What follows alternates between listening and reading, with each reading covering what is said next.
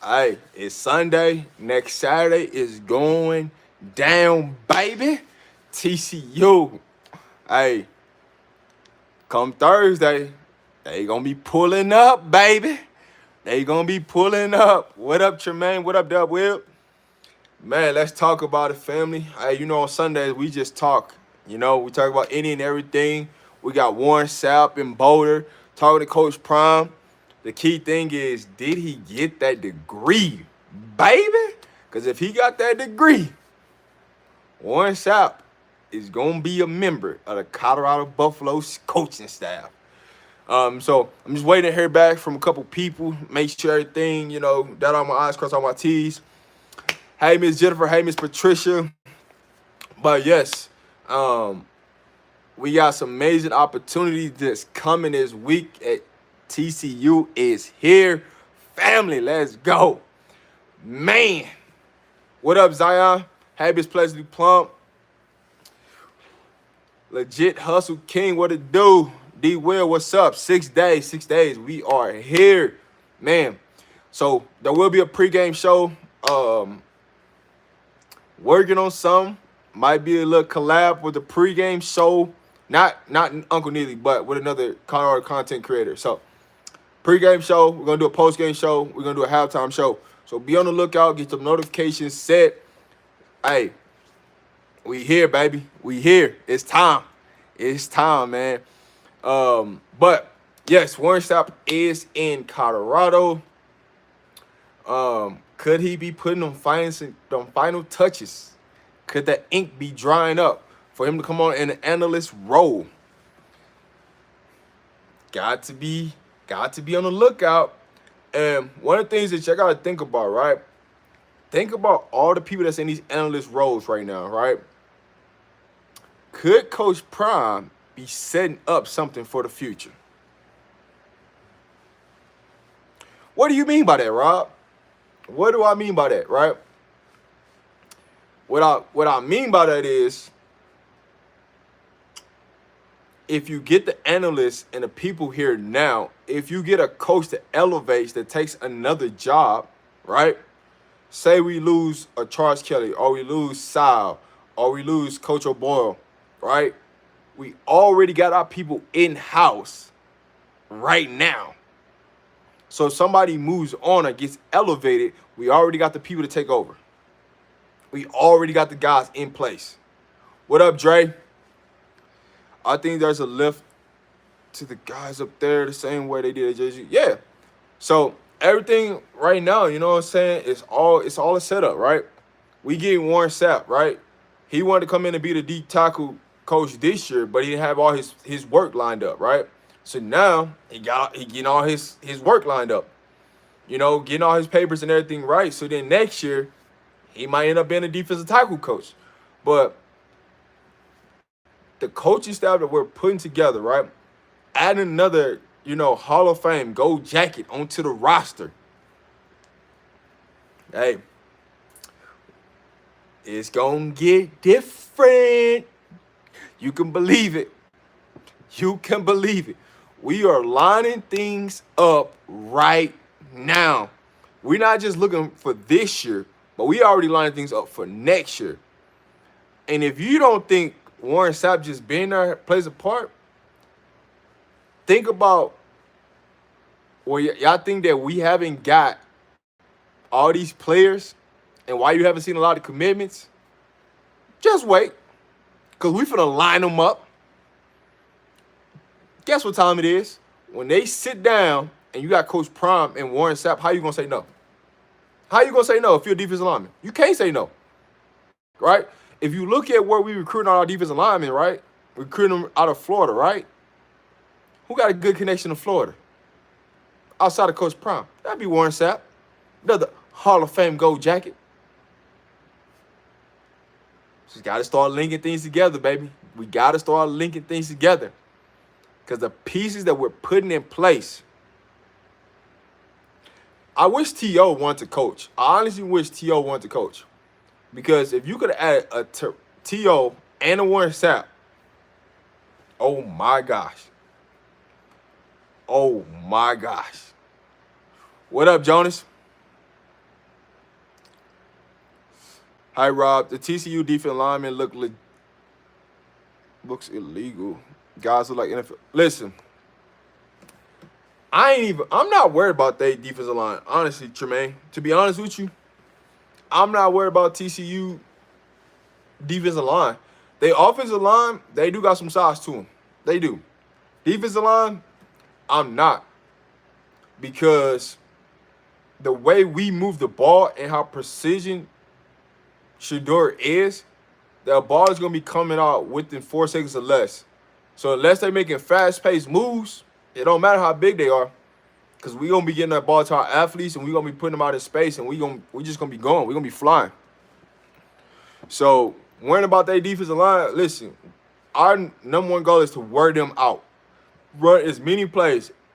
And I'll say this. We got to get into – we got to run at least 80 to 90 plays against TCU, offensive-wise. We run 80 or 90 plays. I love our chance tremendously against TCU. I love our chance tremendously against TCU. But we will have to run at least 80 to 90 plays, right? We running 80 to 90 plays, that means we're scoring, right? If we running 60 plays or less, that means we ain't doing a lot of scoring. It's a lot of 3 and out. So, hey, Warren Sapp mentoring, coaching Bishop is crazy. Hey, listen, he gonna take Bishop underneath his wing. I'm telling you, man, Bishop is about to have a tremendous season. He's about to have a blowout season right now, man. Like, the things that he about to do, and you know how Coach Prime already loved Bishop, so you know how much he was trying to elevate. TR already said he would never coach. Yeah, I know, but I said, imagine if he would. I said, I wish he would. I know he ain't gonna coach, but I wish he would coach, because the nuggets that he would give to our receivers, and to have him coach Prime and Warren Sapp, hey, man, name me somewhere better. Name me somewhere better. Name me somewhere better, because I'm telling you, you couldn't. But what I will say, you know, having Warren Sapp, our recruiting is going to go from here to here. We're going to go to another level, right? Everything that we're doing it to elevate to another level. Elevate, elevate, elevate, right? The key word for the week, we elevating, right? So look at it. We're going to practice tomorrow. We're going to practice Tuesday, practice Wednesday. Thursday, you know, traveling to TCU. Friday, you walkthroughs. Saturday is game time. That's how it's going to go, right? So we got 3 days left of practice. Hopefully they put the depth chart out tomorrow. We'll see. The depth chart's already set. I can tell you right now. The depth chart is already set. Will they release it out to the public? That's going to be a question. My answer, they may not release it to the public. They might. But once that will be open pipelines in Miami, yeah. Rob, will that new linebacker play against TCU?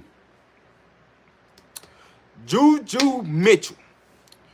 So if you watch my last live, I did say he would play. He wouldn't play a lot, but I think they're gonna find a way to put him on the field, man. He's a playmaker. He's a ball hawk. He's a playmaker. He's a disruptor on the defense. Like, they're gonna find a way. They might put some sub packages in, but because he's coming in so late, I don't tremendously know how much he's gonna play unless he's just out there just having his way. If he's having his way, they gonna keep him out there as long as possible. But I do see them put him in there some sub packages, seeing him play, things like that. Who do you think this cornerback 2? Cornerback 2 is going to be Cooper. Cormani's going to play a lot. Chavis is going to play a lot. But corner number 2, I got Cooper. I feel bad for Billy. That's exactly what I said on my last live. I feel bad. Like, when it comes to Jaquez is starting at the rover position to start. So he's part of my 3 safety rotation. So it's gonna be Quez, Roger Ward, and Shiloh. That's where I got where Quez is at. So Quez is gonna be that nickel down rover start position. But I did talk about Billy in that situation. I think they might end up starting Bentley first game, but I feel bad for Bentley because Juju is one of those players you can't keep out the field.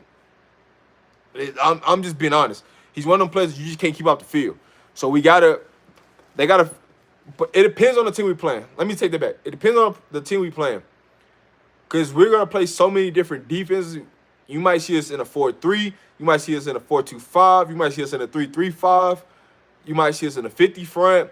Like, it's all different type of things that we can do with our defense because we're so multiple that you just don't know. We could have 3 safeties out there. We have 3 corners out there. I see times where they're going to put Travis, Kermani, and Cooper out there all at the same time. So it's definitely a lot of things that can happen in that situation, but we're going to run so many different defenses. It's going to be hard to keep up, like who's out there, who's not. Just be ready because it's coming. Not sure about the coaching thing, but he had some weird common moments on the plane the other day.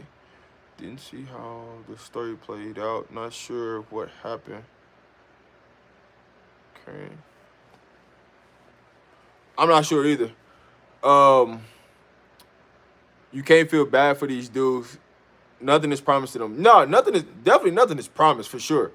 I'm not saying anything was promised to Bentley. I want to see Bentley like shine. I really do. I have my questions and my doubts about Bentley from time to time when it comes to, recognition of plays or in coverage. I have my questions. But I don't see DeMore Kennedy coming out the field a lot. I could tell you that. So, out in that situation would be Bentley if we're going to 4-2-5, right? What we more than likely going to come out with. So that means because DeMore Kennedy is a 3-down back, right? 3-down linebacker. I don't see Bentley as being a 3-down linebacker. So he would come off the field. And Juju Mitchell, he can play as a 3-down linebacker. So you never know. I don't see Juju playing a lot first game. I do see him getting in the mix, getting aggressive, making some plays, but I don't see him like it's hard for a kid to just come in a week before the game and just be like, I'm about to play all these snaps without really knowing the playbook, without knowing the terminology, without knowing the reads and things like that. So that's what I would say about that.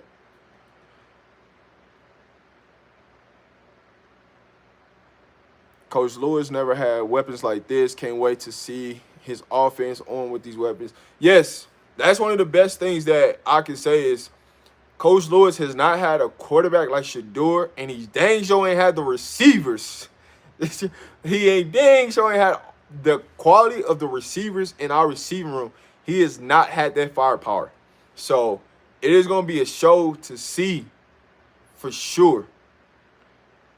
Millie says, but Rob, you're right.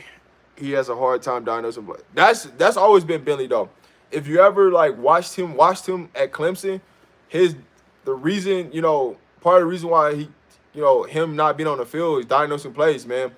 As a linebacker, you want a linebacker to play with instincts and just go. Anytime you question yourself, doubt yourself, it's hard to play the linebacker position because either A, you're going to jump into the wrong gap, which is going to open up a lane. B, you're going to miss an assignment because your recognition. So it's a lot of things that play in that. Juju will mostly be the starter by Oregon game. I actually talked about that.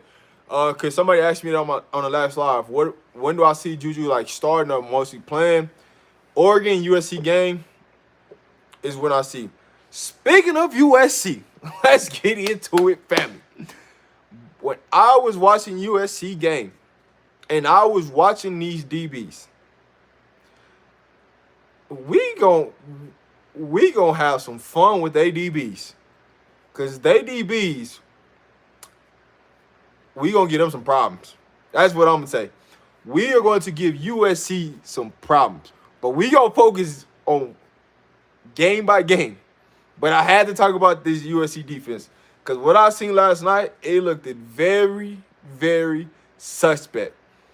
And to be honest with you, a couple of drives with some suspect calls by the referees that stalled their drives out when they was in scoring position, and that's why San Jose didn't score. But San Jose could have really been leading at halftime, and that's real.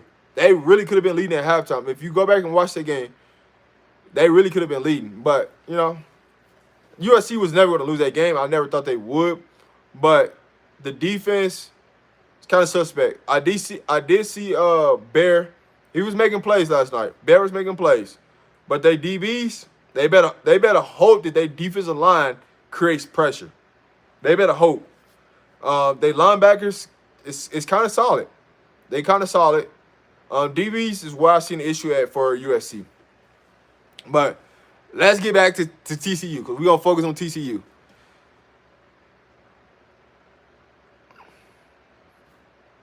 They TCU wide receivers are big boys, both are 6'4". Listen, they could be both 6'4", but the quarterback got to be accurate and get the ball there. One thing about Chandler Morris is that we ain't really seen him play, right? We talk about, they got these big boy wide receivers for TCU, but how accurate is the quarterback? Will he have time to give them the ball, right? Will he make the right reads, or will he be just checking down? There's a lot of things that play out. I'm not one thing I'll tell you right now. I'm not worried about the outside, and especially if one of them 6'4" boys go up against Travis Hunter. I ain't worried about it. Hey, go ahead and throw that 50-50 ball up there. I guarantee you it ain't gonna go the way they think it's gonna go. Travis it's either gonna be a deflection or Travis coming down for an interception. Hey, Miss Dolores, what up, Jay? Rob, will you move Travis to wide receiver for a time? That will open up that corner position for Kamani or Jarquez? No, I would not. I wouldn't. If anything, if I had to have Travis go full time, I'm putting him at corner. I'm putting him at corner because our wide receiver room is so deep. If we need to put Travis in for certain situations, clutch situations, I'm putting Travis at wide receiver. But what they're gonna do with Travis, I love what they're gonna do. But full-time wide receiver over corner, no. Because in reality, you could put Quez, you could put Cormani, and you can put Travis out there on the field at the same time. With Cormani, I think, give it a game or two. He's going to be the full-time starter at cornerback. But in true reality, if you look about the cornerback position, it really don't matter who's starting. It's a matter of who's going to finish, who's making plays, who's making the right reads, the right plays, and not giving up big plays. That's going to be the key for our corners. It really don't matter who starts. Even if Travis Hunter don't start, they start Kamani, they start Cooper. I'm good with that. But know your assignment, understand formations, understand checks, and just do your job. That's it. 28 points to San Jose? Yes. Honestly, San Jose could have put up 42. Because the first half, they had USC stumbling. They had them stumbling. It was one lucky play from Caleb where the snap was mishandled and he just threw that thing off. It was a 50-50 ball. But had the safety, the deepest safety, had they stayed deep like they were supposed to, it's a 50-50 ball, right? It was a what-if play, right? What if the safety would have stayed there? Could he make a play on the ball, right?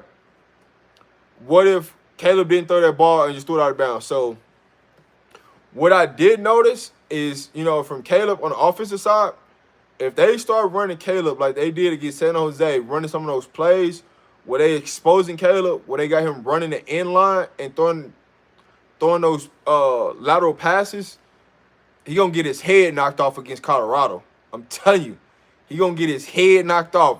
Because what they're going to start doing is, hey, don't worry about tackling him. Just go hit Caleb. And San Jose hit Caleb a couple times.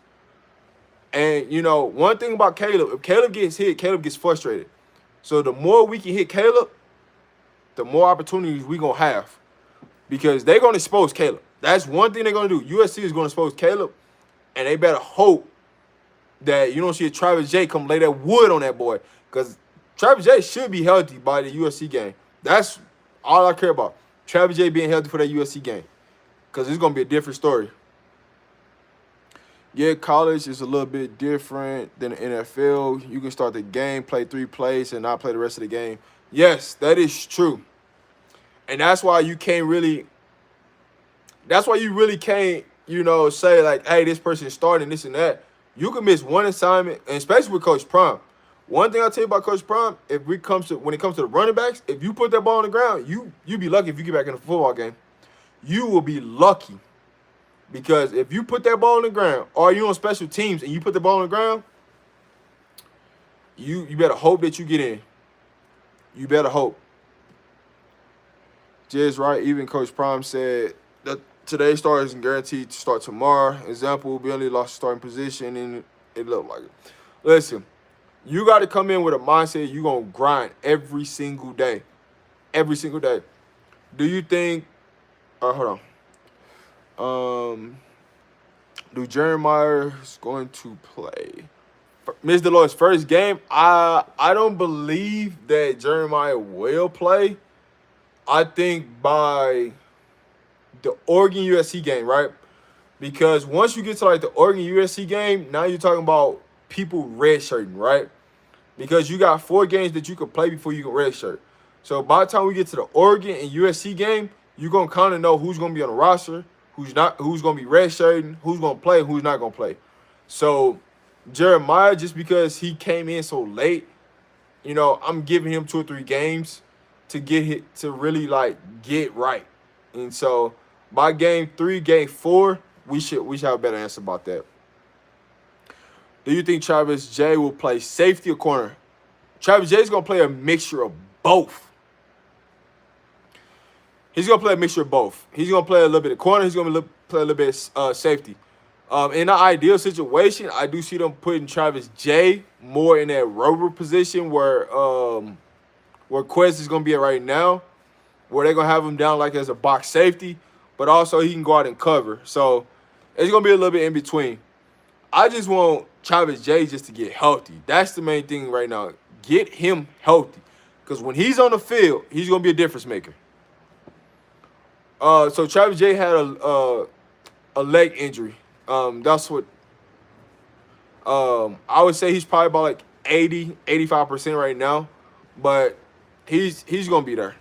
We just need him healthy for the big boy games. I don't look at TCU as like a big boy game where we absolutely need Travis J. But as we get to like Oregon, USC, we really gonna need him. I'll be watching Travis go both ways in that Texas heat. Listen, I don't think that Texas heat is really gonna be a really difference making like they think it's gonna be. That's why they're gonna get there on Thursday, right? And the hydration like process of them getting hydrated and them getting ready for the Texas heat is already started, right? They can't drink nothing but Gatorade and water. If you drink anything outside of that, it's gonna be a discipline thing. So I don't think nobody want to test Coach Prime on that, because Coach Prime is one of them people. You break that rule, you may not play. You might be suspended. So keep that in mind. It is a little bit different, but it's still like that 4-game window when it comes to redshirting. So is Willie Gaines going to see the field? Yes, Willie Gaines will see the field. How many snaps Willie Gaines going to get? That's to be determined. But Willie Gaines will see that field against TCU. I'm telling you right now, he's going to see that field. I don't know how much he's going to play, but he is going to be in the rotation. And so long as you're in the top 9 or the wide receiver group, you're traveling with the team, you're going to be in rotation. They're going to be rotating those wide receivers in and out. So you're going to see a lot of that.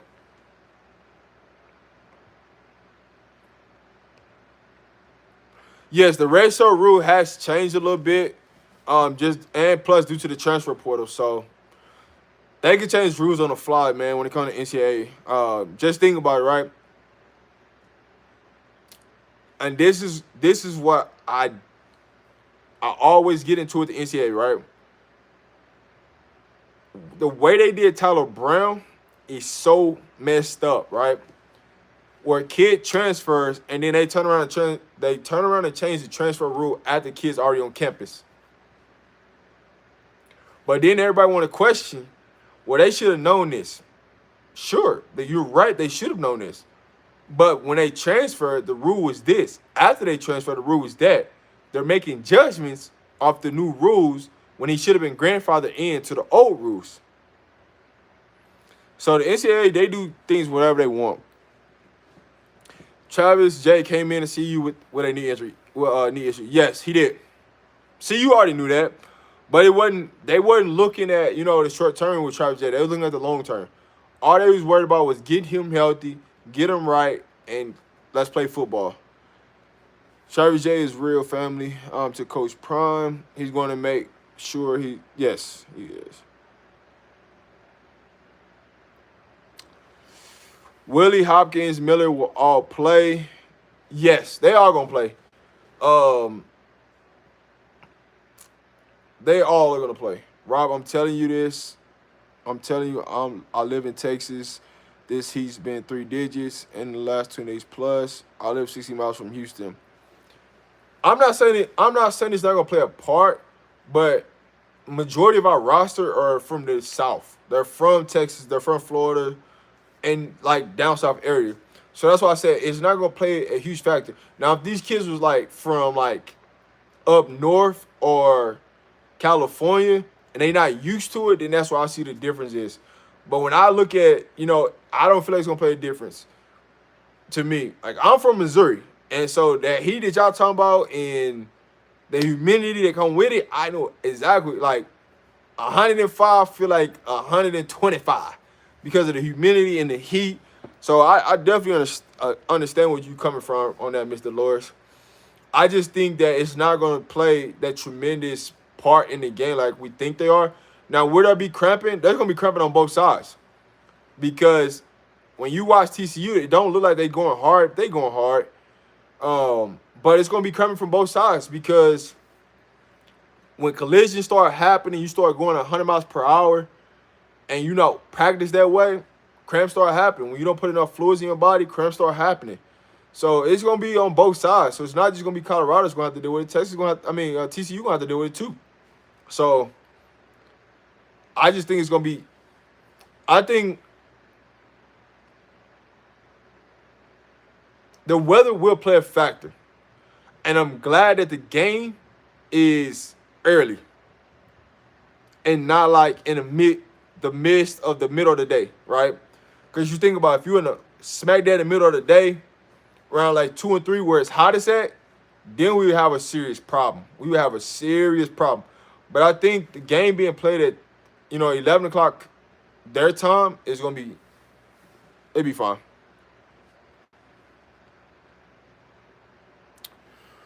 So I went to Oregon to start my career. My teammate died in a river at a team event, and they let anyone that couldn't handle it transfer without sitting out.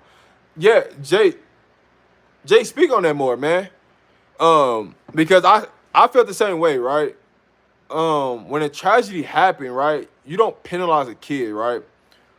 Because of, you got to go back into an environment where you just seen one of your teammates get killed or died or have to reminisce that and the trauma that comes from that.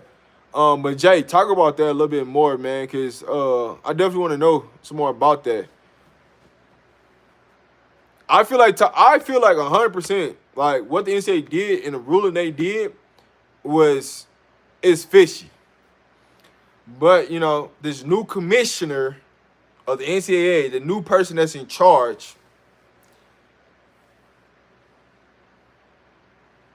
I feel like if you're going to be like the commissioner of like NCAA football, like the football division part of it, I feel like you should have some type of football background and you're not a governor of a state. You put a governor of a state that don't really truly care, because I feel like you taking away that kid opportunity to prosper is going to give that kid more traumatic. Like the kid's going to be more traumatized, I should say. And could relapse into whatever they just came out of because you taking away a resource that helped them get out of it. So in Tyler Brown, that's what I always say, man, we just got to, pray for Tyler. do right by Tyler, and things will work out. That's what I would say. I hope none of those freshmen fumble the ball. Things are gonna happen. Things are gonna happen in the game, man. One of the things, you can never prepare for every situation that's gonna happen in the game because you don't know what situation is gonna happen. You just don't. You just hope and pray that everybody do their job, right? And the thing that blows me in this whole situation, TCU versus Colorado, anybody that know football, if you just put these two teams on a neutral site, you can't say neither one of these teams are a 21-point difference. Because both of the teams are almost similar in some way, somehow. So the media is going to make a point of view, right? The NCAA is going to make a point of view. But at the end of the day, it's about the money. It's about marketing. So we're going to see. I visited Arizona once. Never felt the kind of heat in my life. It was like an oven. Well, Arizona heat versus Texas heat is completely different. Arizona heat is more of a dry heat versus Texas heat. You're talking about humidity. Humidity changes every single thing. Every single thing. And so it's like, if I had to put, it's hard to describe it in both situations, right? I got family that's in Arizona. I lived in Arizona before. I lived in Texas before. There is a tremendous difference when it comes to like heat when it gets to a certain temperature. So there is a big difference between like Arizona and Texas. I can tell you that for sure. What up, Countdown? I am nervous about CU versus TCU game. Countdown, talk about it. What are you nervous about, Countdown? Talk about it. You know me. Hey, if you say something, explain that reason why so we can talk about it, because that's what we're here for. Let's talk about it. Bro, man, you can look it up. I'm going to look him up. I'm going to look him up for sure. I knew from jump when I heard that Tyler Brown story, the NCAA knew about his mental health.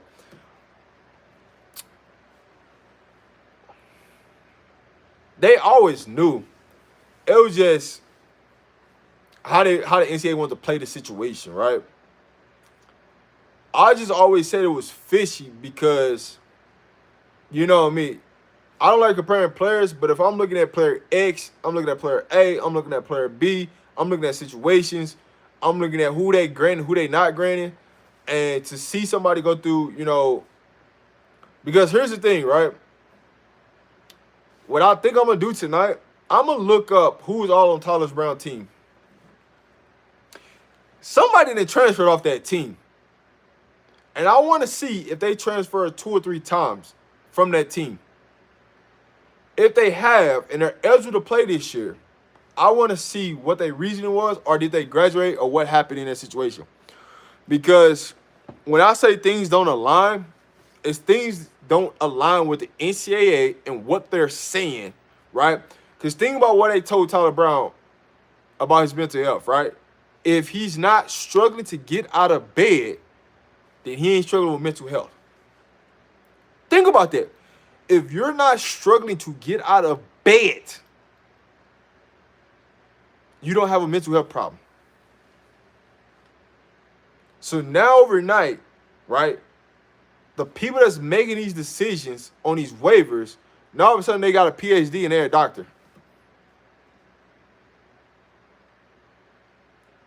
We gotta start challenging things, right?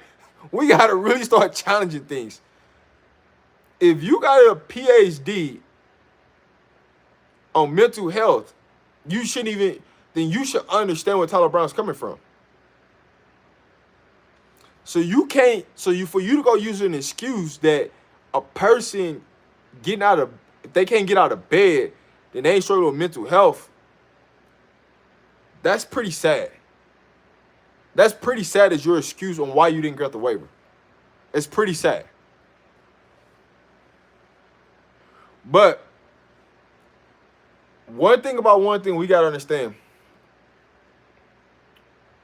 You know that ever since Coach Prime got to Colorado, what's really been going on? The NCAA been changing rules kind of fast on a day-to-day basis more than they ever did in the past. Every time Coach Prime do something and they don't like something Coach Prime do, guess what they do? They gonna change it. They gonna change the rule, right? They gonna change the rule. Think about the transfer rule, right?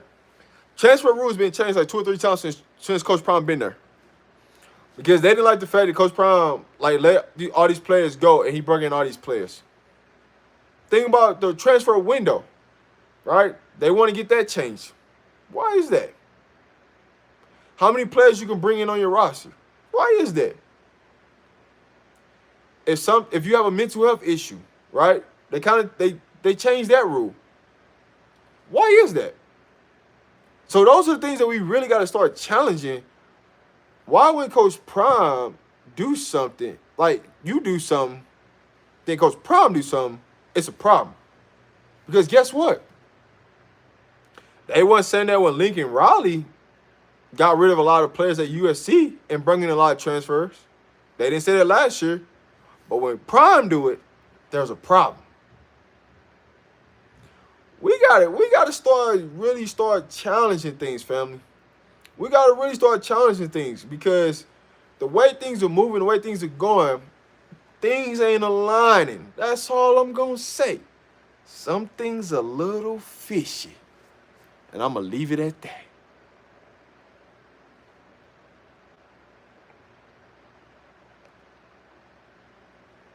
For some reason, they don't want Coach Prime to get the best recruits in the nation. I'm going to tell you this. We're going to flip 3 to 5 players that's committed right now to a different university. I'm not going to tell you their names. I do know some players, but I'm not going to mention their names. We are going to flip 3 or 5 people become on signing day. We're going to flip 3 or 5 kids. We're going to flip them. Mark my words. We're going to flip them.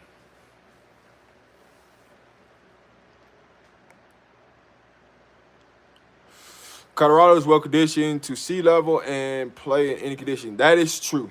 I love that. The NCAA new rule has nothing to do with Coach Prime. It affected a bunch of student athletes. The NCAA changed the rule because it was being abused by athletes. I'm not saying that they changed. I'm not saying that the new rule was put into effect by Coach Prime. I'm stating some of the rules, not all of them, some of the rules have been changed because people are being complaining about the way Coach Prime has been handling the situation at Colorado and getting players. That's what I'm saying. These are my words. These ain't coming from NCAA. These are my words. My words. So you can take it for whatever you want to take it for. But when you start to look things up and you really start to do your research on some of the things, you start to see like there are a lot of coaches, anonymous coaches that don't want to put their name on record that's reporting stuff to the NCAA. Because, all right, so I'm going to give you an example. When a violation happened, who do you think reports this stuff? You're not going to tell it yourself. So who's reporting this? Other schools, other university, and other coaches are sending stuff into the university, feel some type of way, and they are the ones who's reporting this stuff, and that's the reason why things get to shifting and things get to moving and things get to moving around.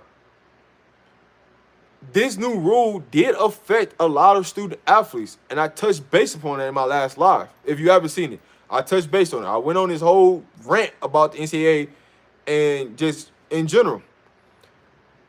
The reason for why these rules are being changed is affecting the student athlete more, which could be more traumatizing for some of these players than what they think, right? Because the NCAA is trying to put some type of order in place.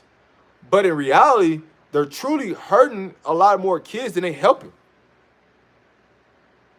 But I've also seen the NCAA grant eligibility kids to quarterbacks 3, 4, 5 years to go to 3, 4, 5 different schools. But then a kid go through a tragedy and transfer, and then it's, we can't grant him eligibility. I'm just saying. But we're going to see.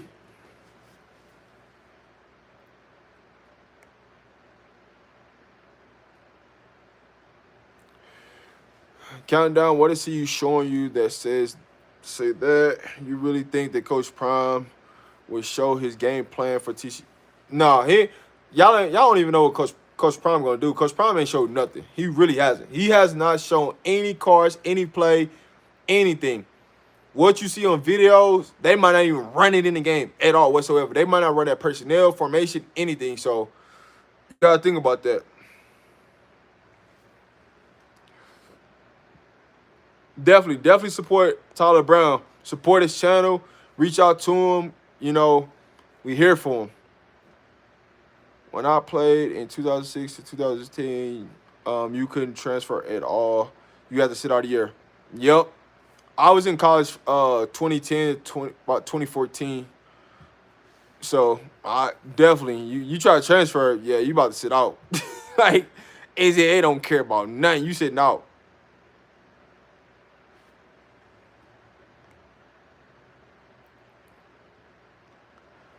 2,000 on CU plus 21. Sleeper. 972. What up? Get that money, man. I'm still shocked the NCAA cited the reason they did. Honestly, if you seen some of what the NCAA does and what they say and their response, your mind will be blown away. I just wish that a lot of these players would come out and speak upon it, right? Because if you want change, right, speak upon what's going on it so you can shed light to the situation. Not everybody's situation is the same, but some of this stuff could help change where kids in the future don't have to go through some of these situations. The NCAA don't care. Whatever they say is what they say because they feel like they're the governor. They can do whatever they want. But in reality, you know, some of the things they do, it don't make sense. It don't add up. And some of the stuff should be, you know, you should shed light on. So that's what I would say. Countdown says, our offensive line, we need to protect our QB. Can our offensive line do that?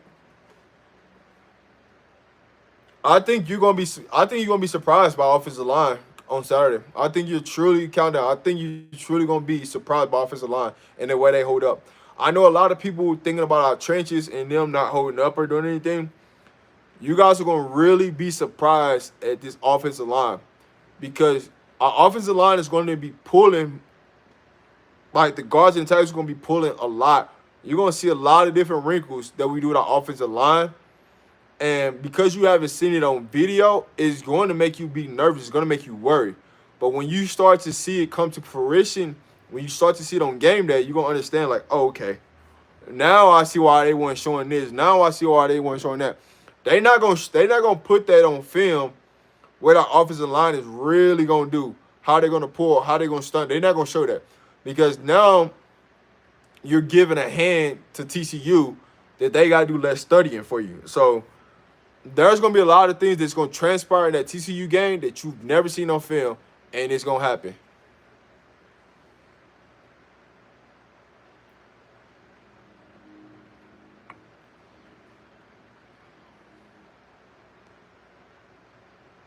They absolutely don't know. Sounds stupid. Because so many coaches have been complaining they don't like how Coach Prime is building a powerhouse. I'm not going to say that they don't like how Coach Prime built a powerhouse. What I would say to you is they do not want to see Colorado come up. Think about this. If Colorado comes up, it's taking money from they taking money from somebody, right? Because the following for Colorado is so huge right now, is that they geographic where Colorado sits at in Boulder is starting to take up a lot of different space. And what the NCAA is trying to do is they're trying to control space. They're trying to control the money. And the way CU is, you know, the way people are donating, the way people are investing in Colorado, the way the program is investing into the facilities, they don't want to see Colorado be up there with the big boys.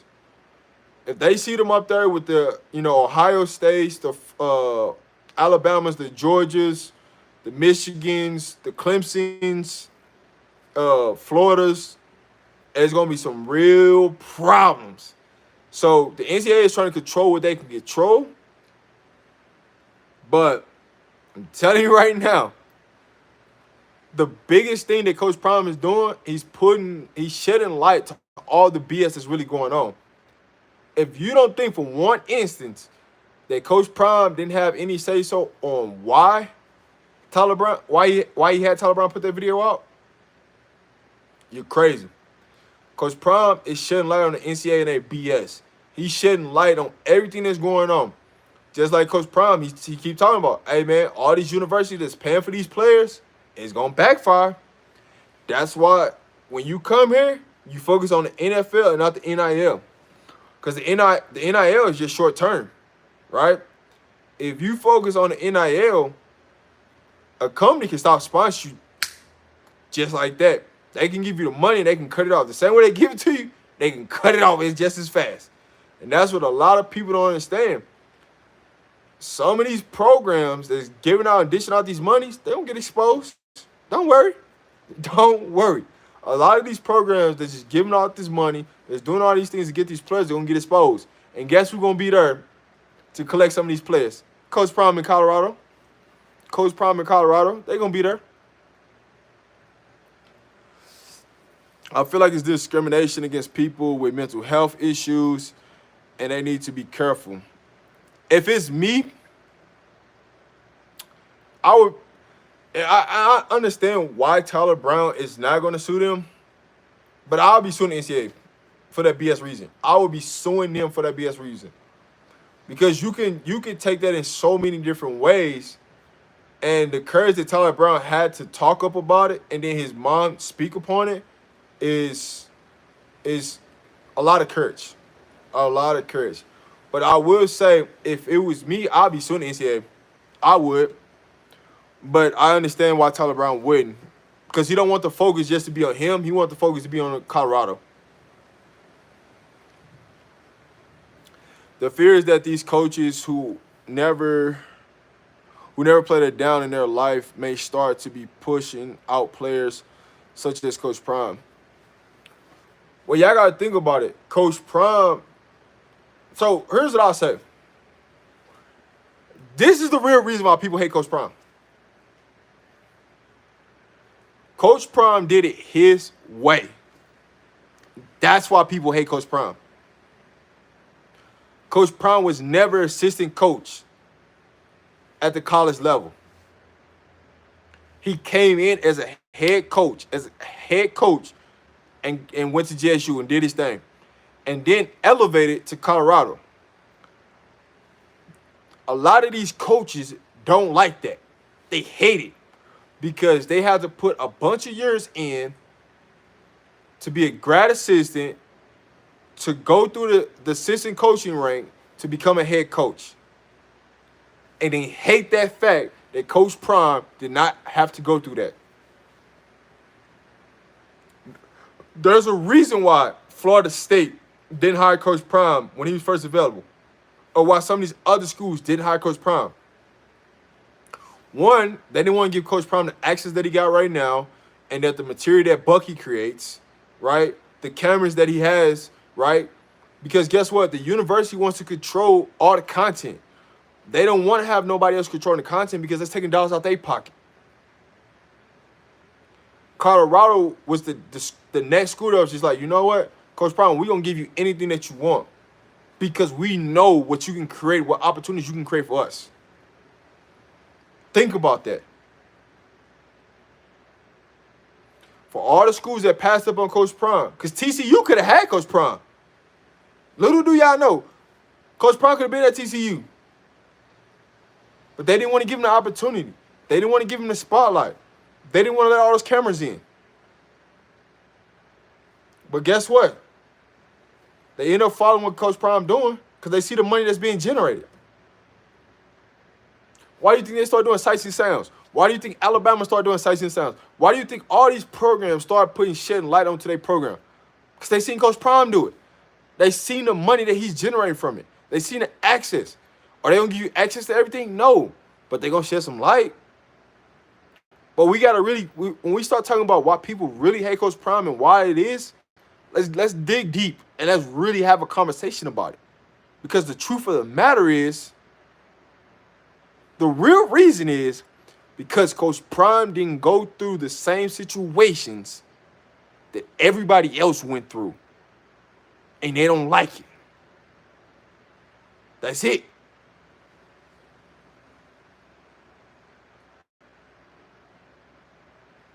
I think I heard of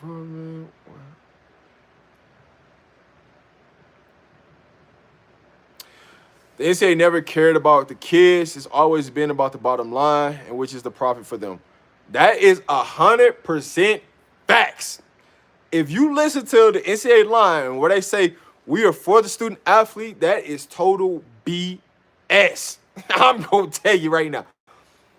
They are for the student athlete into a certain point until you start risking the bottom line.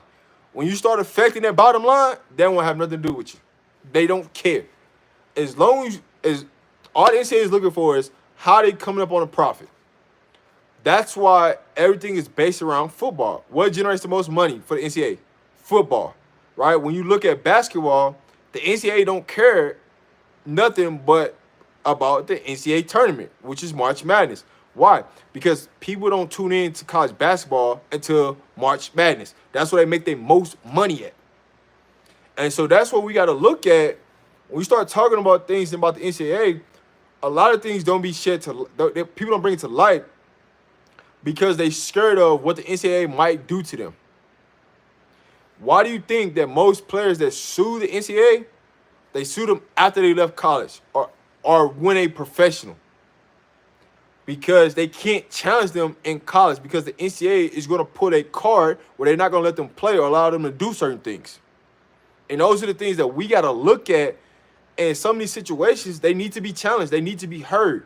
We need to talk about it. We need to shed light on it. We need to blow it up because that's the only thing that's going to change. That's just what it is. And if we don't go and we don't push the narrative, we're never going to change the BS that's going on. Because let me tell you this. You know how many student athletes struggle in college? Not the top tier, right? If we go and break down the percentage of kids, right? We can break down Colorado, right?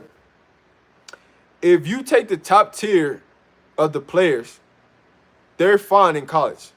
They got NIL deals. They got everything they need, right? But what happens with the middle tier, right?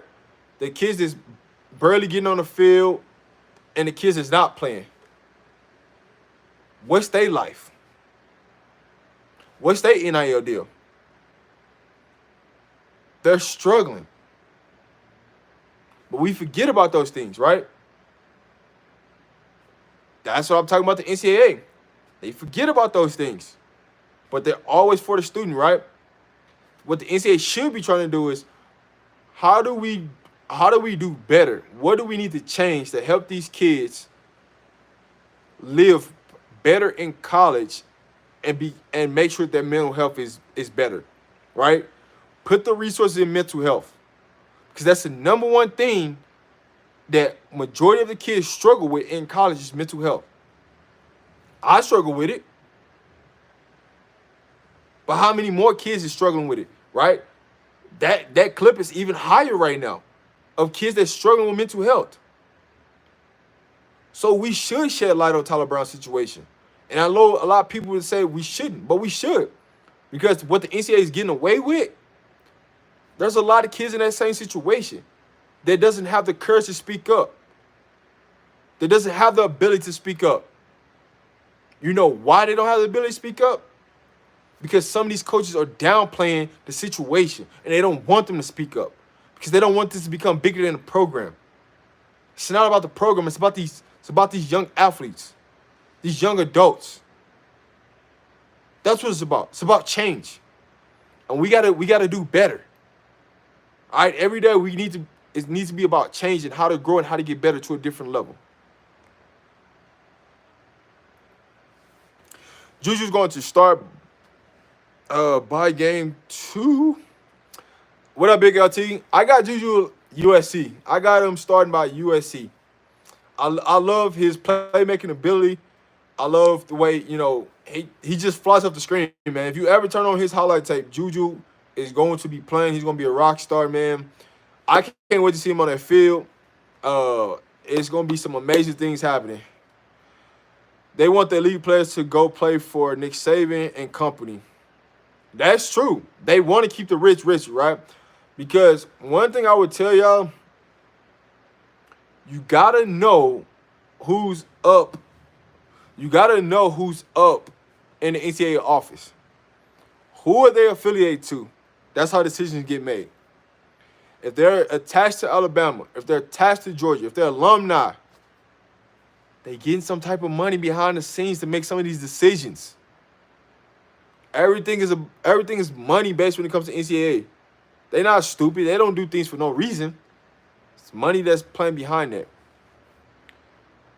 Never heard anything like that in my entire professional career that one needs to be rid of for having a mental issue. If a mental expert with license determines him to have a mental issue, what's the issue? That's what I'm saying. So you make a great point, Chris. What I would say to you is, right, if they have all the documentations, right, how hard is it to just call one of those doctors and really invalidate, right? If you think that the player's lying, if you think that the family's lying, you have all the medical history of a player, you could just call the office and really see if that person came there. You can get the film, you can get the timestamp to see if that person really came there. And that's where a lot of people don't understand.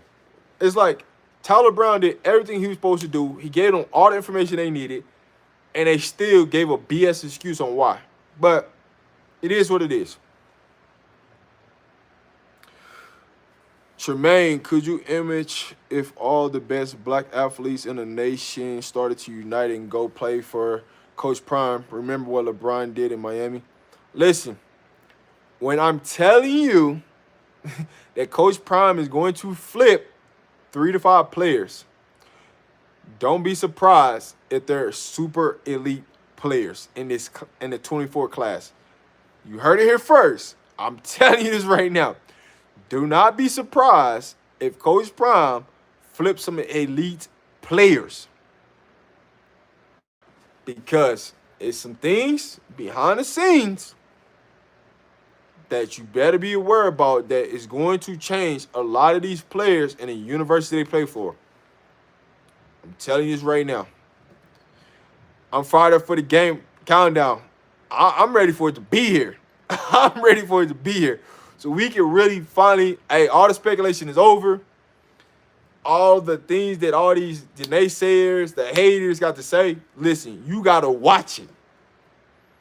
When we prove you wrong, don't go high.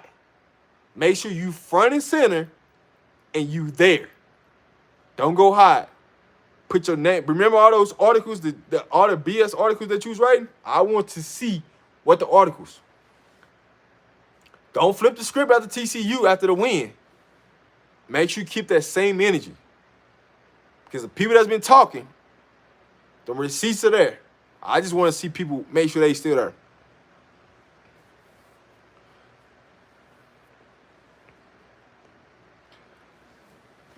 If you have not been to Boulder, I definitely suggest going to Boulder.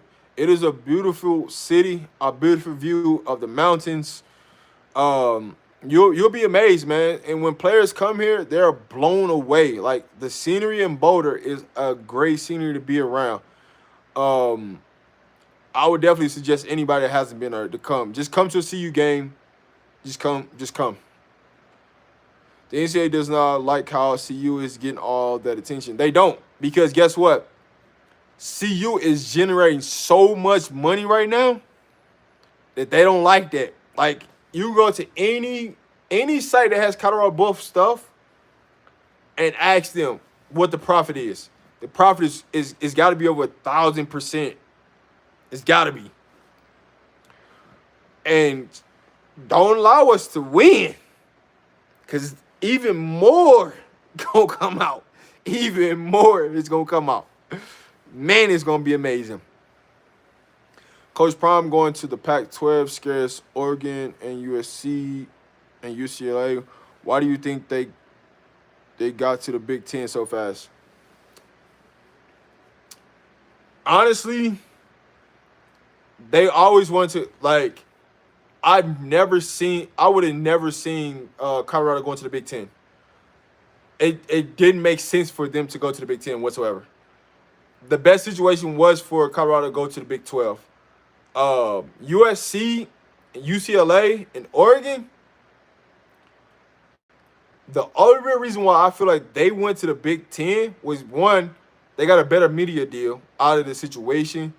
Two, they didn't want to recruit against Prime because they're gonna start losing kids. If they gotta recruit against Coach Prime, they're gonna lose. They're gonna lose in those situations.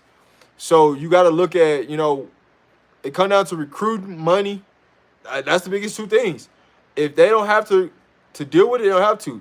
Oregon, it makes sense because now Oregon's like they don't really got to recruit against nobody in their area, right?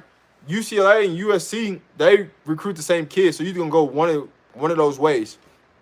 So it made sense, right? But at the same time, you gotta think about it. A lot of California players are not meant to play in the Big Ten. That's what you got to really keep in mind. That's what you really got to focus on. A lot of those kids in the state of California are not meant to play in the Big Ten because the Big Ten is big boy football. Like, it's more physical. The kids are a lot bigger, a lot stronger, a lot faster in the Big Ten. It's a USC and UCLA, they're going to be in a rude awakening when they get to the Big Ten. They're going to be in a rude awakening. The Big 12 is more finesse, finesse, situation, more spread, more open for like the California players, West Coast players.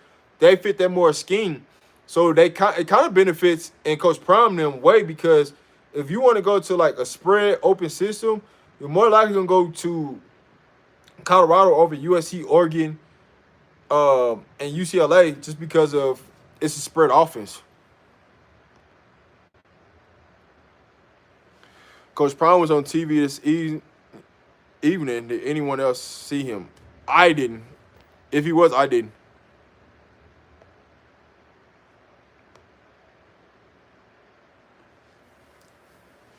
Listen,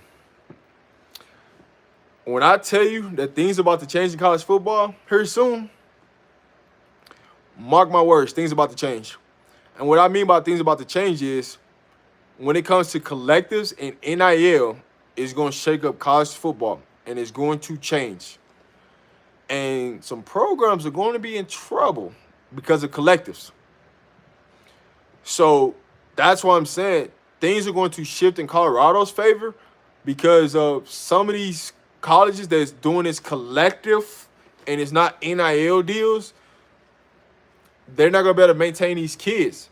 Because one of the things about this whole situation is you can pay a kid right now. That don't mean he got to sign with you. You can pay a kid to commit to you. That does not mean he going to sign to you on signing day. A kid can go get collectives right now from you and go somewhere else and sign and get a whole nother deal there. That's what you got to be focused on, right? You can give a kid, hey, I'm going to give you $250,000, just commit to me. A school can come in and be like, hey, I'm gonna give you $750,000 to sign with me. That kid's gone. They just made $1 million just like that. But the bigger question in that situation is you're giving these 17, 18, 19-year-old kids all this money with no financial literacy. So what's truly gonna happen to these kids' money? It's gonna be gone. Why? You got to take care of your parents. You got to take care of if you got siblings. And you're going to have to take care of your homeboys and your aunties and grandmas. And then you're going to have all these other people that's going to come into play that they have nothing, they care nothing about you. But because they know you got that bag from the college, they're around you. Now you got all these random people who want to be your security guard that didn't know you, but now they know you. Things are going to change. Things are going to change. Hey, listen, One thing I would say about Coach Prime, if Coach Prime feel away or he feel like light needs to be shed on something, he's gonna get it posted.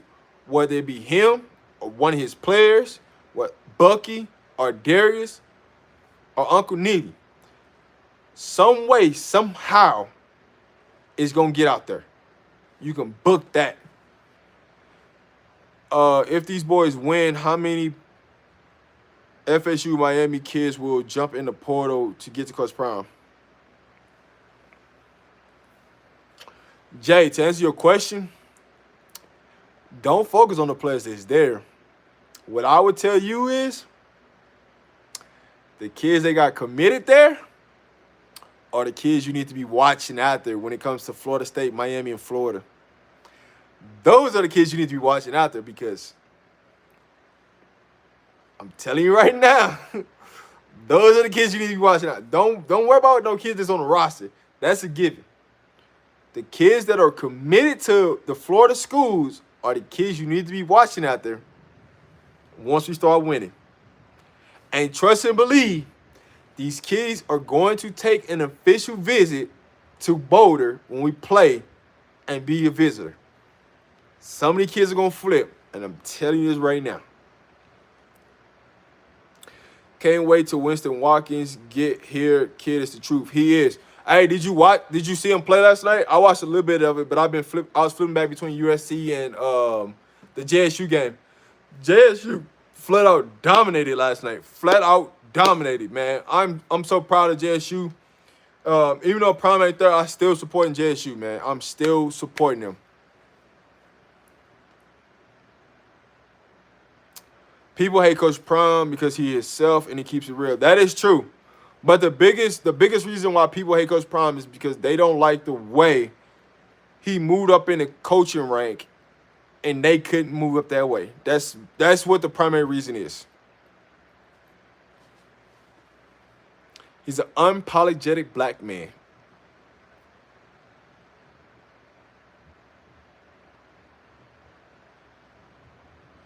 They hate Coach Prime because he's unapologetic black man. The NCAA wants to control Bucky, but they can't.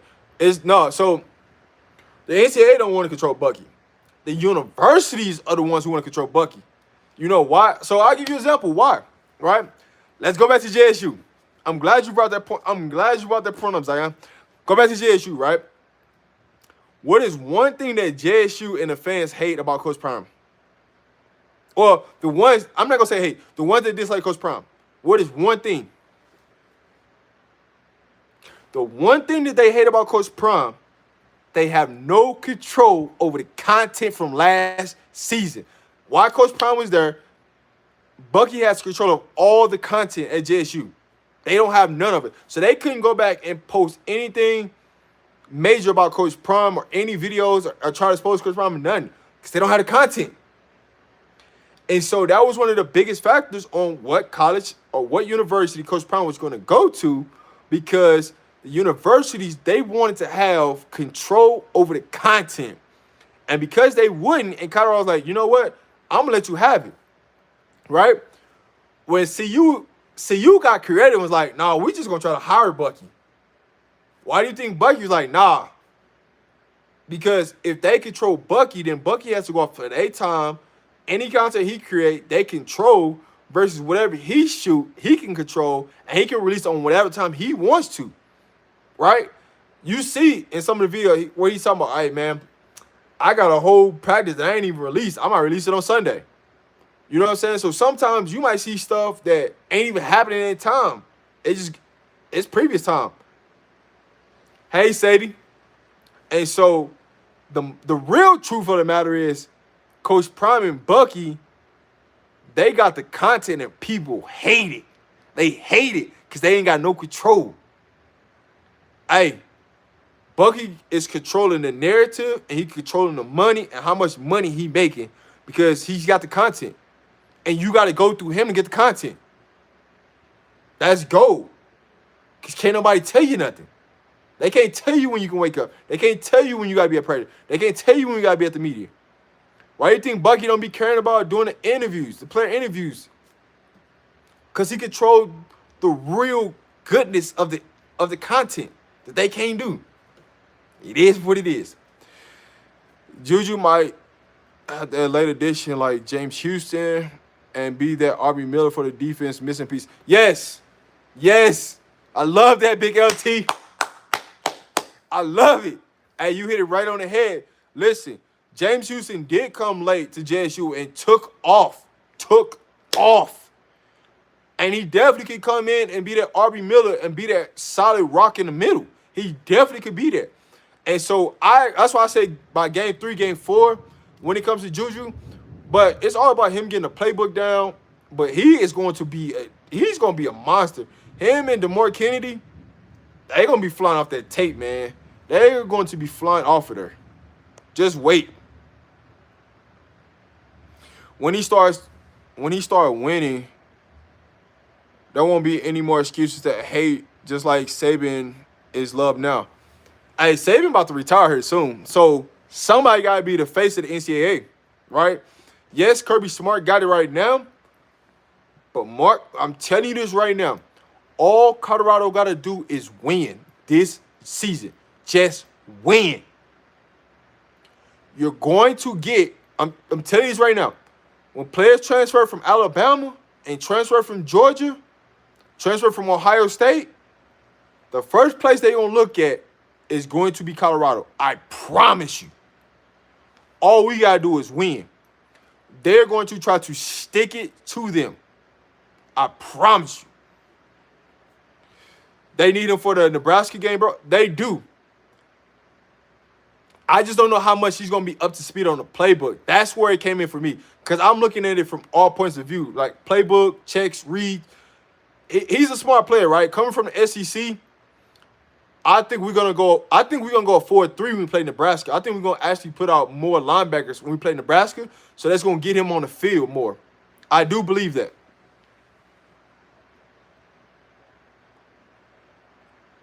Our work is so long, it takes time to walk away. If they say you can't be able to get out of bed to be deemed mental ill, basically they're saying that you aren't approved for mental health because any player struggling. Man, listen, sure. I love that you made that point. It just doesn't, if you really break down what they're saying, it logically don't make sense, right? Because what you're saying is if the player can't get out of bed, he shouldn't be eligible because he shouldn't be able to pass a physical. He shouldn't be able to pass anything football related. That's basically what they're saying. And so because he passed his physical, he checked out everything as well. You can't use mental health as an issue because you passed all your tests and all this and that we put you through. But it's like, how are you to say what my mental health issues and what I struggle with on a day-to-day basis? How are you to say that? Think logically of that. How are you to tell me that? But that's what happens. Man, the excitement for this game is real. It is real. I can't wait, man. I'm ready to go. I'm ready to go my pregame show for Saturday. I got some that I'm working on behind the scenes with some content creators. I can't give it all away, but I'm working on some things with some content creators for Saturday's pregame show. Be ready because it might be multiple content creators all in one show. Stay tuned. I'm not going to say who. I'm not going to drop no names. Just be ready. It's something that you guys have been asking for the ones that's been on my show. Y'all know who it is. But some things that y'all been asking for, we might be able to give it to you this weekend. Be ready because we coming. And when this show happen, just be ready. They've generated so much from the luncheon they just had. Yeah, they've been generating so much money. It's so so many wealthy people here in the state of Colorado. They're gonna just generate money. All they want them to do is win. Just imagine, right? They got $28 million and they ain't played no game yet. Imagine what's finna happen when we start winning, how much money they finna donate. Imagine where our recruiting finna go at it on a different level. Right? Now we finna get Warren Sapp, right? Long as he get all his paperwork and everything right? We're gonna have Warren Sapp. Now how much money that's generating, right? And we ain't even talking about the media rights deal that they gonna get next year. We ain't gonna talk about, we ain't even got into that yet. The sky's the limit. The sky's the limit for Colorado. USC and, hey, listen, you can have, countdown, I'm finna talk about this. You can have size, but if you watch USC last night, hey, when they get to the Big Ten, it's different over there. It ain't, the Big Ten is different than the Pac-12. You can have that size, but I'm telling you right now, they got them corned beef boys over there. Men, young men. Hey, they gonna put that wood on you. You playing big boy football. USC and UCLA ain't ready for that. Ain't ready for that. I'm telling you right now, they ain't ready for it. They gonna lay that wood on them. They ain't ready for it. Yes, I do, Cheryl. Royce White, he couldn't even. So anytime the team flies somewhere, he couldn't even fly. He had to catch a bus anywhere they go because his social anxiety was so bad. Like, they had to make special accommodations for Royce White. I remember that like yesterday, yeah.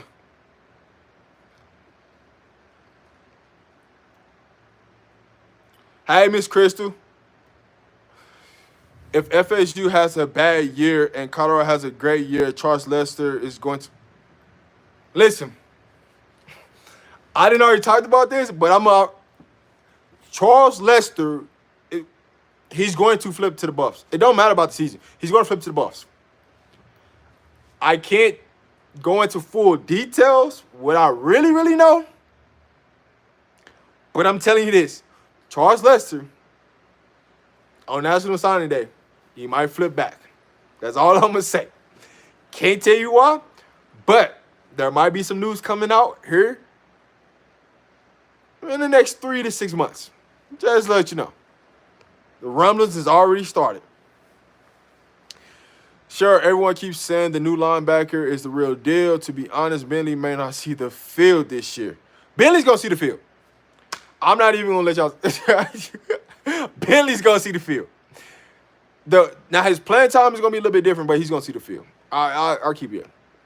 I support JSU, but I'm waiting because the team that they played wasn't good. So there's nothing to compare them to right now. Hey, Miss Patricia, they play FAMU next weekend. So you going to know everything you need to know about JSU next weekend. They play them, and then after they play them, they play Southern. They first part of their schedule is tough, JSU. So you're going to find out about JSU at the beginning of the season. They nice. They nice.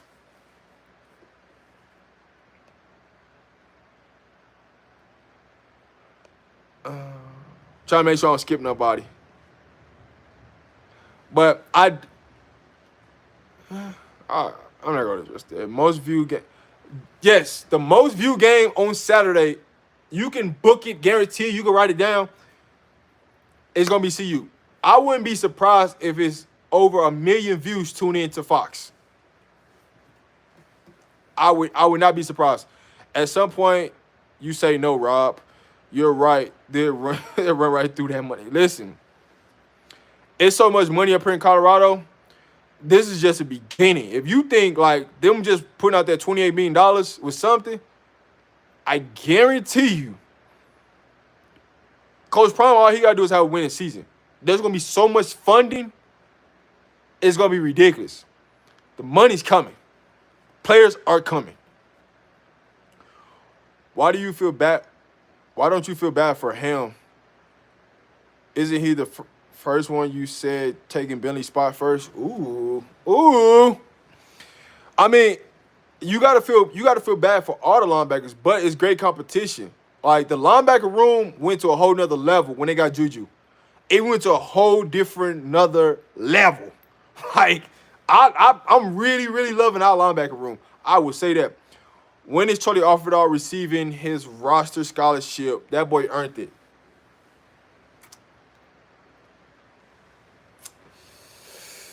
Chris, if I had to put some money on that, I think Coach Prime would do it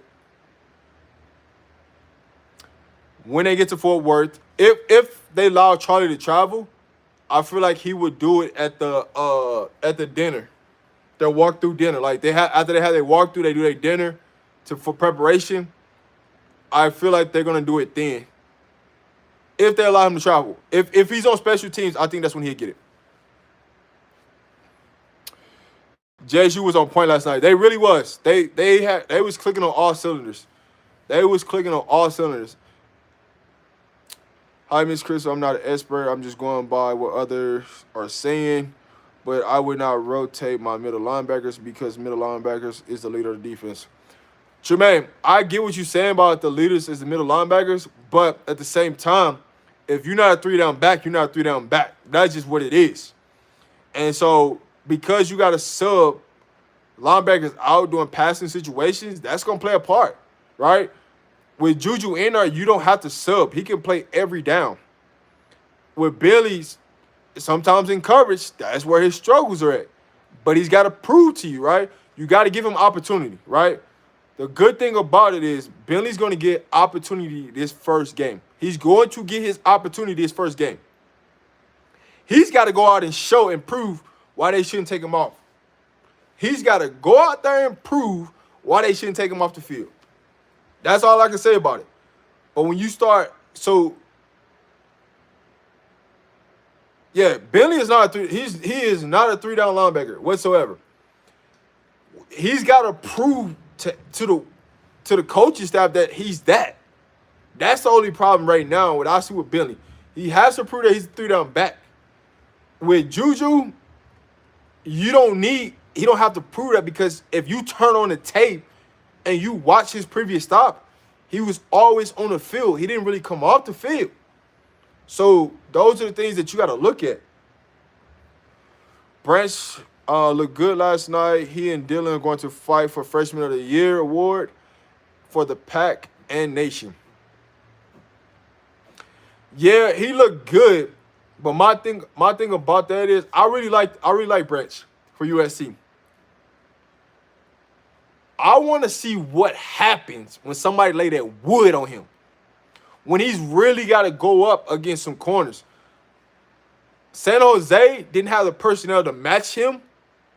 Best believe when there's personnel to match him, I want to see can he rise? Can his game go to a different level? That's what I want to see. That's what I want to see out of him. Also, Billy can't cover in space. He's always struggled with covering in space and diagnosing plays. That's always been Billy's downfall, Zion. But he has to prove it. He's going to have the opportunity. The opportunity's coming Saturday. I'm going to tell you right now, if Billy struggle, they're going to take him out the game. I promise you that. But what I will say is, here's what I think they're going to do with Billy. Instead of exposing Bentley in space and coverage, they're gonna blitz Bentley a lot. They're gonna start doing what they did with Miller, with Aubrey Miller at JSU. That's how they're gonna do with Bentley. They're gonna start blitzing him a lot. Then you gotta worry about covering. All you gotta worry about is go get that quarterback. Go get the quarterback, go get the running back. That's your only two things you gotta worry about. Then you ain't gotta worry about covering a tight end. You gotta worry about covering a receiver. Just go get the quarterback. I can see them, like, when Billy's in there on passing down, they just full out just blitzing him. Moving around and just blitzing him. I can see that tremendously happen. Because that's what they started doing with Aubrey Miller as towards the end of the year. As Aubrey Miller, people tried to put him in coverage, they just started blitzing Aubrey Miller a lot. So I can definitely see them doing that. But what I would also say, you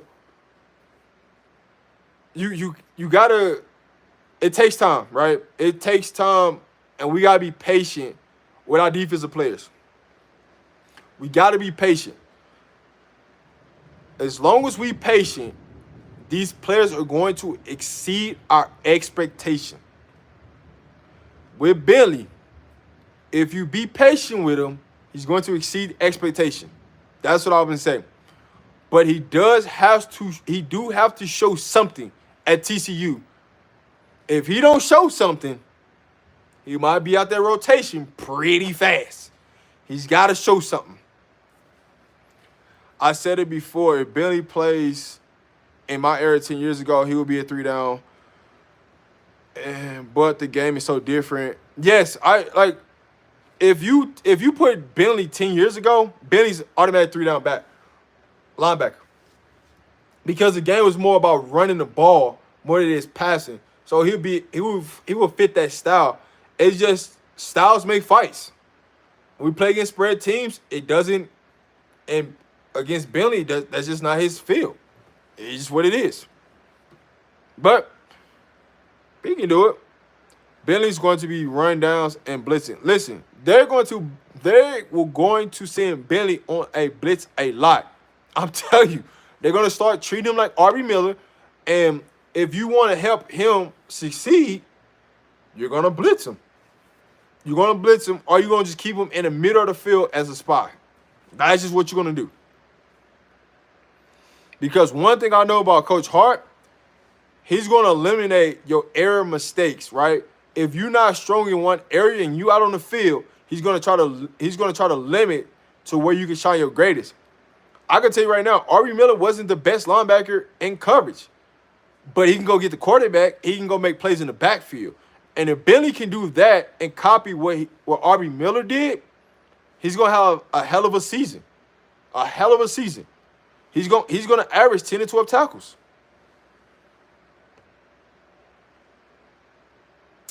So, with Warren Sapp had to get his paperwork correct, right? He had to graduate from college. So, as long as Warren Sapp graduated, his role will more than likely be an analyst role. He can't be an on-field coach. He won't be that because that's already filled. Those are already taken. With an analyst, he can be around the team. He can talk to other coaches, but he can't directly coach a player. As an analyst, you cannot directly coach a player because you're not an on the field coach. So those are the things that you gotta think about. Yes, Warren Sapp can help them in film room, game days. He could talk to them as a unit, but he can't talk to a player one-on-one. He won't be able to do that.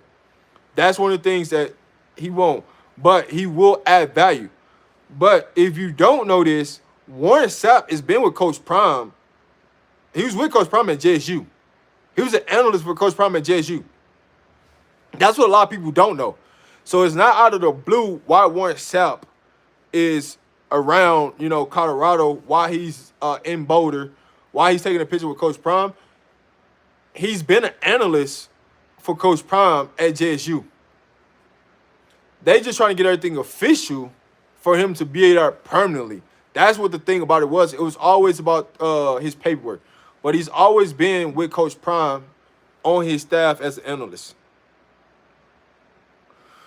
I like Bentley, but I think the coaching staff must feel that they need help badly because Juju has some character issues, concerns. So, Tremaine, let me answer. I'm going to touch base on that, right? Because a player has character issues at one school, doesn't mean he's going to have it at the next school. Now, will you have your cautious flags about a player? You will. But what you do at one school, another school ain't going to allow that. But you also don't understand is whatever the situation that happened at ASU, because nobody truly knows. Everybody can say it was a fight, it was this, it was that. Until he come out and set the record straight about it, you really don't know. He could have seen the writing on the wall at ASU wasn't going to be that good this year and was trying to find a way to get up out of there. And the way to get up out of there was be a disruptor to the team. So now he ain't there. So now they gave him an opportunity. That kid has talent. A lot of schools would have took him. A lot of schools would have took him. He just chose to see, hey, where can I go that's going to give me the most exposure, where I can play, where I can really maximize my opportunity right now. Colorado was the best fit for him. Colorado was the best fit for him because you got to seize the opportunity. And that's why I think, it made a lot of sense for Juju to come because the opportunity for him to play, him to be out there, him to be in a winning situation, him to have the exposure, right? Because not only was he wanting to win, but he was looking for exposure because he's trying to get to NFL. What place could he go that can get him there this late in the game? It just made sense for him to come to Colorado. It made sense. Why didn't Juju choose CU over Arizona State? Well, he was already at Arizona State, Cheryl. He was already there. He got dismissed from the team for undisclosed reasons. Some people say it's a fight. Some people say it's this. Some people say it's that. Unless he came out publicly and said something, just leave it alone. I believe he is a graduate transfer because he can't transfer and play immediately unless he's a grad transfer. Cause they ain't sure ain't finna approve that waiver. They ain't finna let nah. One thing for sure, they ain't finna approve that waiver. He basically, sure, if you want to put it in context, he basically pulled a Chance Main. That's how you gotta look at it. He basically pulled a Chance Main. That's exactly what he did. Grad transfer, you don't live by no rules as a grad transfer. You really don't live by rules. If you don't like the situation, peace out. I can go somewhere else. That's basically what he did. I'm gonna pull a Chance Main. So, just another thing I forgot to talk about this, family. Here is the real reason I forgot to talk about this. The real reason why he left, they're not bowl eligible. They're not bowl eligible at ASU. So that's another game that he wouldn't even have an opportunity because of Herman Edwards. Herman Edwards had a recruiting violation. So they're not even playing the bowl game this year. So that's another reason why he left. That's another reason. So it wasn't just about like he knew that the season wasn't going to be good, but he also knew that they weren't even going to play in the bowl game. So he knew this ahead of time. He got ahead of the curve, and if he's a graduate transfer, right? He probably felt like his time ran its course, right? I don't know what the true reasoning is. I never really went to go find out, but sometimes when you've been at a college for a certain amount of time, you feel like your time has ran its course. Because he was at Texas, went to Tennessee. He had to graduate because that's the only way he'd be eligible to play is he had to graduate. But him leaving ASU, they're not eligible right now. They can't even play in a bowl game. So that plays a part too why you want to leave because before you committed there, they were eligible. While you were there, the NCAA made a late ruling saying that they're not eligible. And so ASU self-imposed a ban from bowl game this year. So that played a part too. So there's a lot of things that played a part.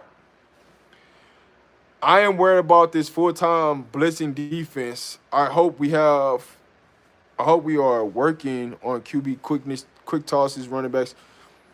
On what part, Chris? Are you talking about us full blitzing or are you talking about TCU? Because I'm going to say right now, we're going to be blitzing a lot. We're going to be bringing pressure a lot. Like, if you watch any Coach Prime teams, he blitzes a lot. He brings that pressure. He wants some man-to-man corners. He comes with it.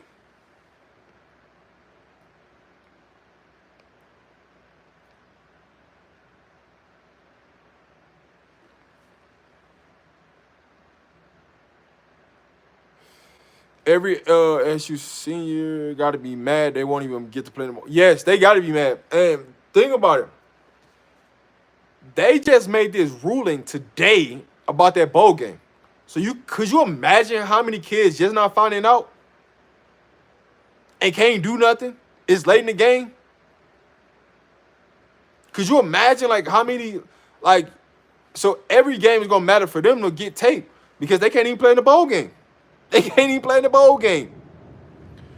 They said he was late to some meetings and had some disagreements with coaches.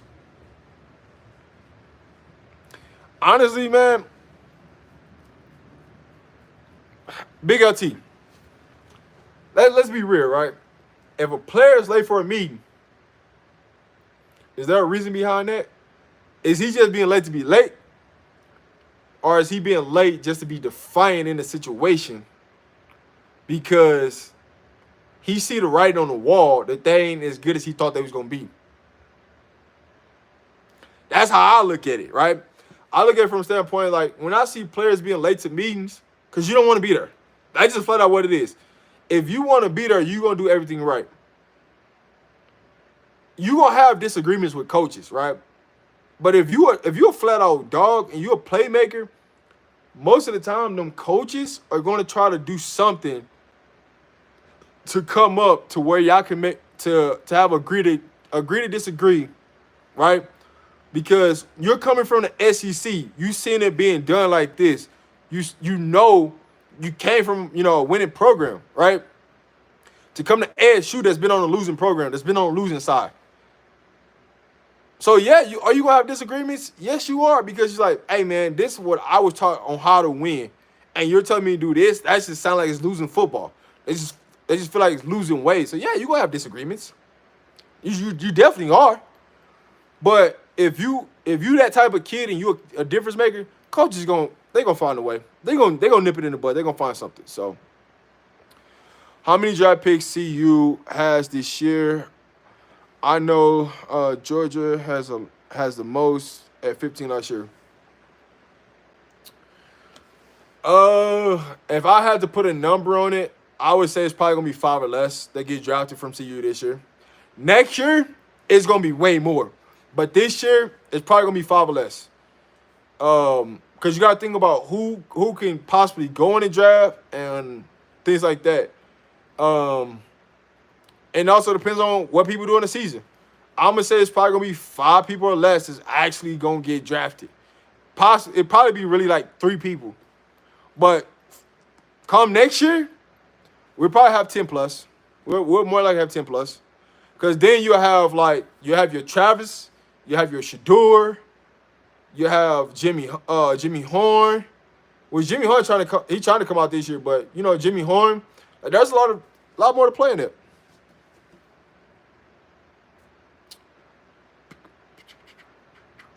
He's a grad transfer. He doesn't have to put in the character flaws on his record to leave. No, he don't.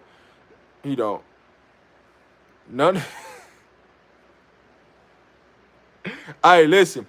One thing I'm gonna say about Juju, go up there and test Coach Prime if you want to. I guarantee you won't be playing football the rest. You'll be done playing football. If he go up there and he tests Coach Prime and show up to a meeting late, I guarantee they probably already got 0 talents on him. I guarantee you won't hear none of these character issues out of Juju. I guarantee you. If you're a character issue out of Juju, I guarantee he won't be on the roster the next day. I can promise you that. He won't be on the roster. I promise you. Why isn't anyone talking about how good Slusher is?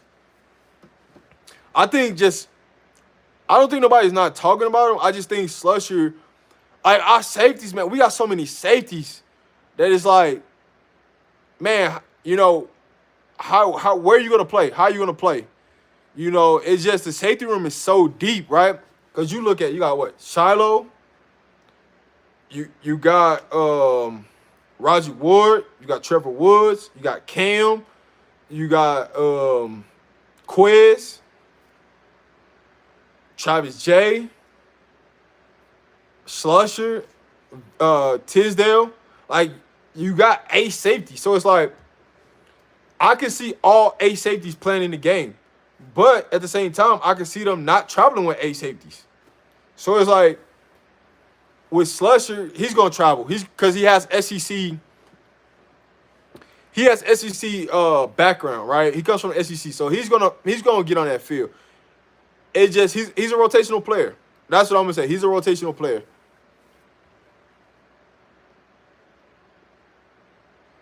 I like Miles and Vito. I love Slusher, but I don't put on a. I hate saying it, but Coach Prime is a different type of guy. Those character flaws, those character issues, you either gonna get right or get up out of there. One thing about Coach Prime, the minute you show a character flaw or show a character issue that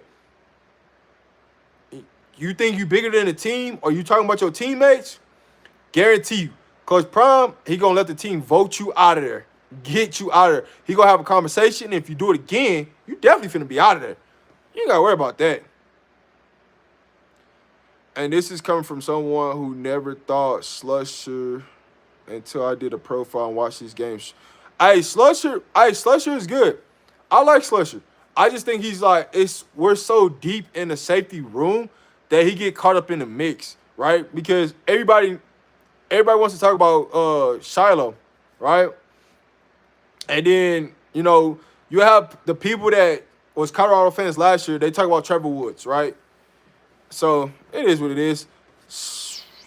Slusher is playing that star position at the slot and getting a lot of PT. Yeah, I think he's going to back up Quest. First game, I got him backing up Quest. I think the rotation won't change until Travis J get back. When Travis J get back, that's when everything going to change in that safety room. Everything's changing once Travis J get back. I think Trevor is very short leash. He's going to start, but he's going to get. Hey, listen, man. I'm not even getting on Trevor Woods, because if you watch my channel, you already know how I feel about Trevor Woods and coverage. And I ain't gonna go into it tonight. I'm gonna leave it alone, because y'all know how I feel about that, family. I'm gonna leave it alone. When is Travis J coming back? I think Travis J is gonna be ready to go for that Nebraska game. If he's not ready to go for the Nebraska game, he's definitely going when they play against Colorado State. He's definitely going to be ready for that. But I think he will be back for the Nebraska game. The only reason why I say he's definitely going to be back for the CSU game is because they got to get him reps in and get him ready for the Oregon and USC game, because he's going to play in that game. You can book it. He is going to play in that Oregon and USC game. Travis J going to play. I'm telling you this right now. He's going to play. So they just trying to get him right, get him healthy. But Travis J, he should be back no later than the third game. No later than the third game, he should be back. He's about like 80 to 95%. But I think they truly want him to be at 100% before they put him out there. But it's a big possible that he plays in the Nebraska game.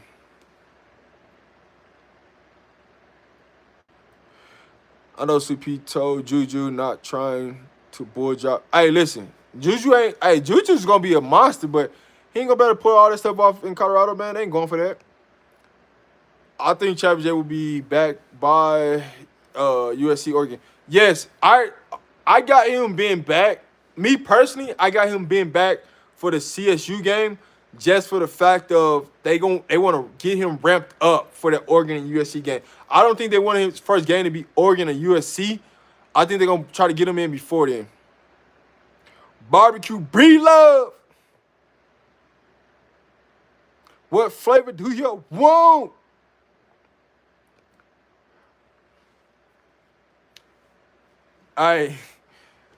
Anytime I see Bree-Love, I always think about Travis telling that man he going to play special teams, man. Barbecue Bree-Love, man, you going to be playing mostly special teams. I just cannot get that thought out of my head. Every time I see Bree-Love's name, I just think about Travis just telling him that.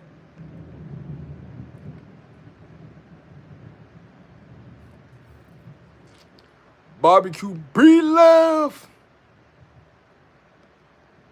Oregon USC game, Travis J gonna be there. What up, Salty?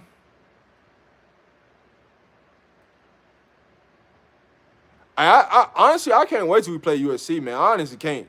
I can't wait to them. We're going to expose them so bad. We are going to expose them, but we're going to take it one game at a time. We are going to expose USC, because every time people talk about USC, even when the commentators, they do their game, they just skip over Colorado like we ain't nothing. They're going to have to see us. They're going to have to see us, and we're going to really put that thing on them. I'm trying to tell you, we're going to really put that thing on them.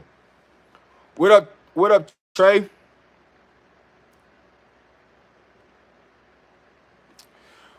When's the depth chart being released so we can put the end to this debate? My true honesty, the depth chart is already made. It's already done. It's just would they release it to the public?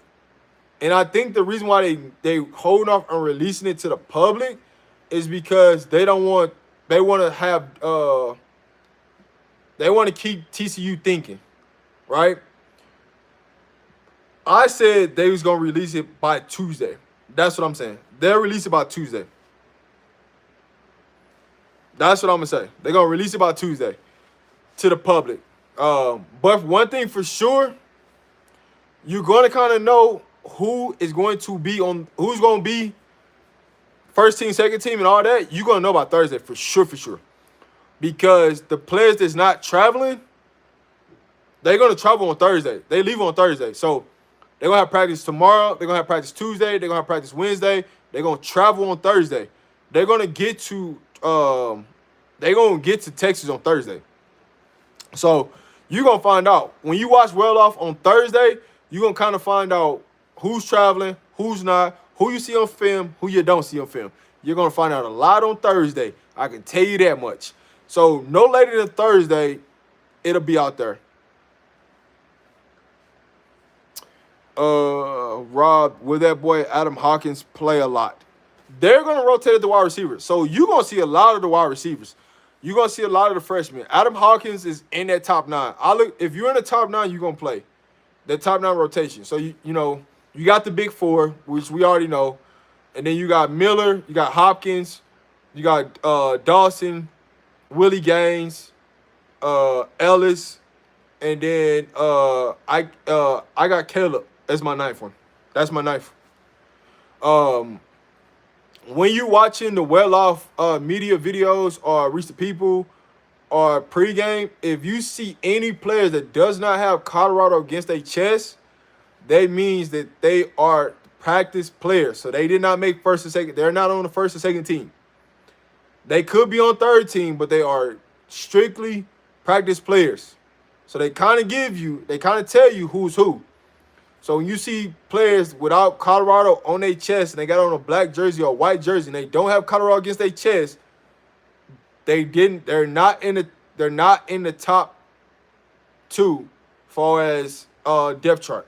I can tell you that 100%. So next time, if you go back and you watch a couple of those videos, you will start to see players don't have Colorado against their chest. That means that they're not on the first and second team.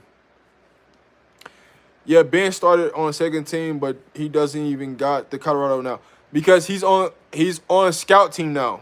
He is not on the second team. He's on scout team. If they don't have a Colorado against their chest and they have a plain black jersey and they don't have the hashtag name on the back of it, they're on scout team. They are not on the first and second team. So they kind of gives you of who's who. Did you see that San Jose State team giving number 6 USC comp last night? People are praising them like they the best thing in the Pac-12. Hey, listen, if you watched that USC game last night, and I'm talking about truly watched it, like I truly watched it.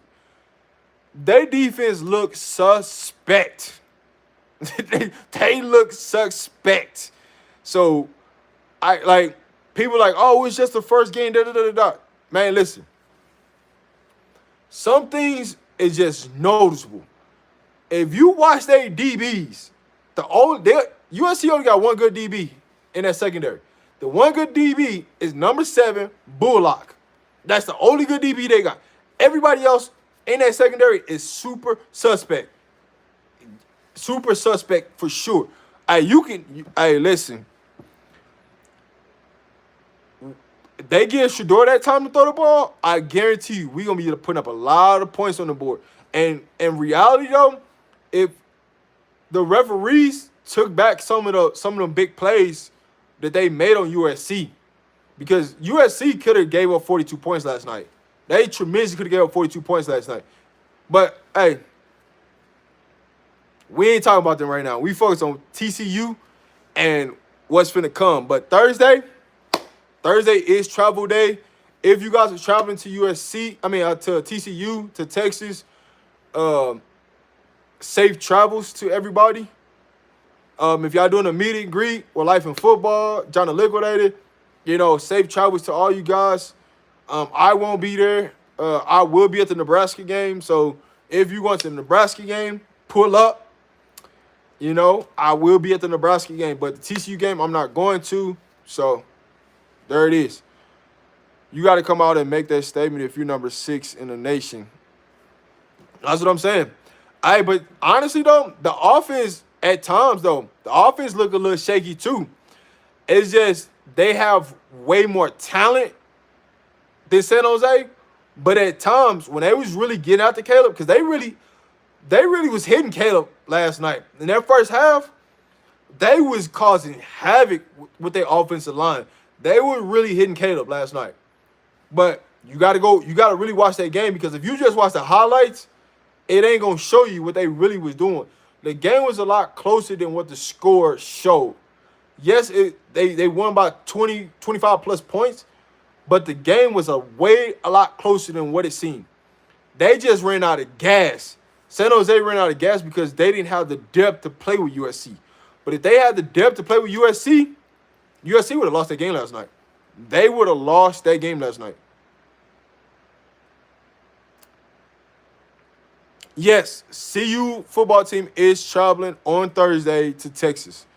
That's Coach Prime. Coach Prime always travels on Thursdays when he goes to away games. He always travels on Thursday. Do they walk through on Friday, play on Saturday? He always does that. But it's been real, family. I appreciate you guys for tuning in. This really been a fun show tonight. We talked about a little bit of everything. Thank you guys for the support. If you'd like to donate to the channel, it is in the description. My Cash App is $RobTheMan10. Once again, that's Cash App is RobTheMan10. Thank you guys for tuning in. This is Rob the Man Media, baby. Back with another live, man. Thank you guys for tuning in. Hope you guys have a great evening. See you guys on the next one. Peace.